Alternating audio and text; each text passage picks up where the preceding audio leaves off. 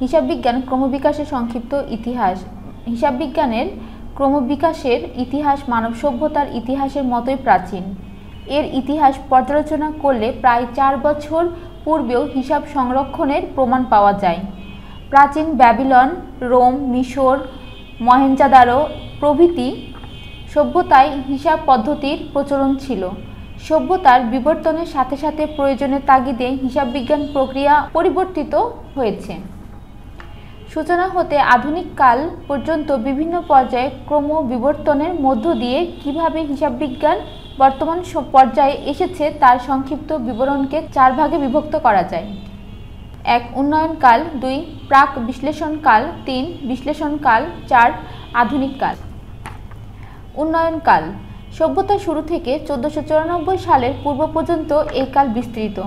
প্রস্তর যুগ, প্রাচীন যুগ, বিনিময় যুগ ও মুদ্রা যুগ এই কালের অন্তর্ভুক্ত।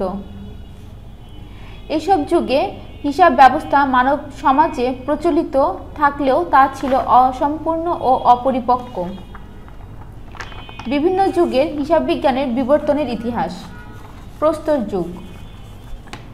এ যুগে মানুষ বনে, জঙ্গলে, পর্বতের গুহায় বাস করত। গাছের ফল মূল সংগ্রহ ও বন্য পশু শিকার করে তারা জীবিকা নির্বাহ করত। তারা কত ফলমূল সংগ্রহ ও পশু শিকার করত তা প্রয়োজন মতো গাছের গায়ে, পর্বতের গুহায় অথবা পাথরে চিহ্ন দিয়ে হিসাব রাখত।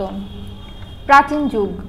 এ যুগে মানুষ সমাজবদ্ধভাবে বসবাস শুরু করে। মানুষ এ যুগে দেয়ালে দাগ কেটে রশিতে গিট বেঁধে হিসাব রাখত। বিনিময় যুগ। মানুষের প্রয়োজন মেটানোর তাগিদে এ যুগে দ্রব্য বিনিময় শুরু হয়। এ সময়ে মানুষ মাটির ঘরের দেয়ালে ও দরজায় কপাটের অভ্যন্তর ভাগে রং দিয়ে দাগ কেটে হিসাব রাখত। আমাদের দেশে এখনও গ্রাম এলাকায় গোয়ালে বাঁশের কাঠিতে দাগ কেটে দুধের হিসাব রাখে। মুদ্রা যুগ। সময়ের বিবর্তনে মুদ্রার ব্যবহার শুরু হয়। এ যুগে কৃষি, শিল্প ও ব্যবসায় বাণিজ্যের প্রসার ঘটে। মানুষ মুদ্রার আদান প্রদান ও অর্থনৈতিক লেনদেন পশুর চামড়া, গাছের পাতা, ছাল ইত্যাদিতে লিখে রাখতে শুরু করে। 2. প্রাক বিশ্লেষণকাল 1494 থেকে 1800।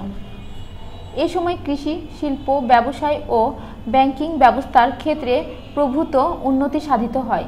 সেই সাথে হিসাব ব্যবস্থায়ও এক বৈপ্লবিক মাত্রা সংযোজিত হয়।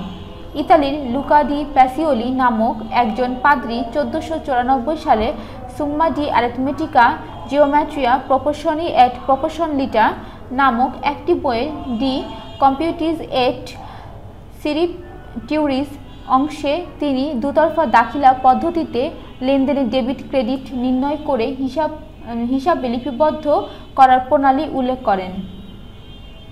ওই বইটির ওপর ভিত্তি করে ইতালিকে হিসাব বিজ্ঞানের জন্মস্থান এবং প্যাসিওলিকে হিসাব বিজ্ঞানের জনক বলা হয়। পরবর্তীতে এই হিসাব পদ্ধতি বিশ্বব্যাপী জনপ্রিয়তা অর্জন করে, আর এই দুতরফা দাখিলা পদ্ধতির ওপর ভিত্তি করে আধুনিক হিসাব বিজ্ঞান প্রবর্তিত হয়েছে। 3. বিশ্লেষণকাল 1800 থেকে 1950। এ সময়ে শিল্প বিপ্লব, যৌথ মূলধনী ব্যবসায়ের উৎপত্তি, ব্যবসায় ও মালিকানার পৃথক সত্তার স্বীকৃতি, ব্যবহৃত পুঁজি সংগ্রহের প্রয়োজনীয়তা, কোম্পানি আইনের মাধ্যমে ব্যবস্থাপনা নিয়ন্ত্রণ ও শেয়ার মালিকদের স্বার্থ রক্ষার চেষ্টা, বহুমুখী ও ব্যাপক উৎপাদন, শ্রমিক মালিক সম্পর্কে জটিলতা, বিপুল প্রতিযোগিতা, সরকারি নিয়ন্ত্রণ, অধিক মুনাফা অর্জনের আকাঙ্ক্ষা ইত্যাদি হিসাব বিজ্ঞানের উন্নয়ন ও বিশ্লেষণ কার্যে প্রভাব বিস্তার করে। ফলে হিসাব বিজ্ঞানের বিভিন্ন রীতি ও নীতির উন্নয়ন ঘটে এবং বিভিন্ন দেশে পেশাদার হিসাব বিজ্ঞানীদের সংগঠন প্রতিষ্ঠিত হয়। এই সময় নিরীক্ষাশাস্ত্র, কর হিসাব বিজ্ঞান, উৎপাদন ব্যয় হিসাব বিজ্ঞান, সরকারি হিসাব বিজ্ঞান ও সামাজিক হিসাব বিজ্ঞানের উদ্ভব ঘটে। 4. আধুনিক কাল 1950 থেকে বর্তমান। বিংশ শতাব্দীতে বিজ্ঞান ও প্রযুক্তি মানব সভ্যতা ও অর্থনৈতিক কর্মকাণ্ডে ব্যাপক ও দ্রুত পরিবর্তন ঘটেছে।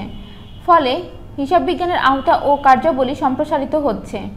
ব্যবসায়ী, সামাজিক ও আইনগত পরিবেশের সাথে সঙ্গতি রেখে এবং ব্যবস্থাপনার সিদ্ধান্ত গ্রহণের প্রয়োজনে জন্ম নিয়েছে ব্যবস্থাপনা হিসাব বিজ্ঞান, বাজেটীয় নিয়ন্ত্রণ, দায়িত্ব হিসাব বিজ্ঞান, মুদ্রাস্ফীতি হিসাব বিজ্ঞান, মানব সম্পদ হিসাব বিজ্ঞান, পরিবেশ হিসাব বিজ্ঞান ইত্যাদি। তাছাড়া 1973 সালে গঠিত হয়েছে আন্তর্জাতিক হিসাব মান কমিটি, যার উপর ভিত্তি করে বিভিন্ন দেশের পেশাদার হিসাববিদগণ পরিবেশের হিসাব মান ব্যবহার কল্পে ও হিসাব কার্যের মানোন্নয়নে নিয়োজিত আছেন। হিসাব বিজ্ঞান বর্তমান যুগে পরিপূর্ণতা লাভ করেছে এ কথা বলা যায় না। ব্যবসা বাণিজ্যের জটিলতা, অর্থনৈতিক কর্মকাণ্ডের নতুনত্ব ও নতুন নতুন বৈজ্ঞানিক আবিষ্কারের ফলে হিসাব বিজ্ঞান বিষয়ে ক্রমবিবর্তন, সংস্কার ও উন্নয়ন চলছে এবং চলবে। হিসাব বিজ্ঞান প্রক্রিয়ায় কম্পিউটার প্রযুক্তির ব্যবহার হিসাবরক্ষণ, তথ্য সংগ্রহ, প্রস্তুত ও উপস্থাপনে এনে দিয়েছে নতুন মাত্রা। এভাবে পরিবর্তিত পরিস্থিতি ও চাহিদার প্রেক্ষিতে ক্রমশ হিসাব বিজ্ঞানের বিকাশ ঘটতেই থাকবে।